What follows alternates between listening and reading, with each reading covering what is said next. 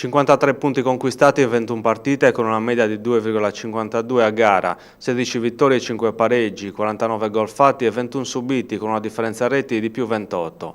Primo posto in classifica e squadra unica nei tornei regionali ancora imbattuta. Sono questi i numeri che certificano la superiorità della Nuorese nel campionato di promozione. I verdi-azzurri allenati da Gianni Coccone si stanno rivelando una macchina a schiacciassassi che travolge ogni ostacolo. In questa intervista il capitano Fabio Cocco spiega le ragioni di questo successo.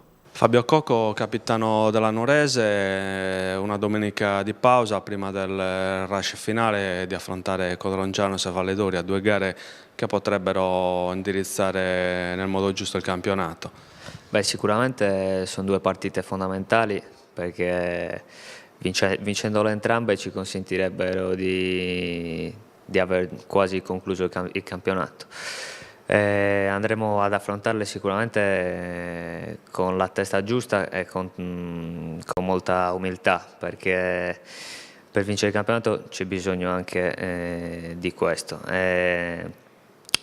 Veniamo da un pareggio dove abbiamo interrotto una serie di vittorie che ci aveva magari messo in testa che il campionato era già finito, così non è, e infatti è stato dimostrato questo.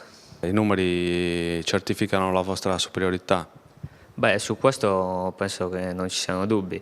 Abbiamo un organico che penso sia superiore alla promozione, però dietro tutte le qualità tecniche c'è comunque un grande gruppo che siamo riusciti a formare anche col tempo, e non è stato facile, perché se ricordiamo come siamo partiti praticamente da zero, che il Presidente ha preso la società, non c'era niente. Siamo riusciti a creare tanto entusiasmo e anche qualche piccolo record.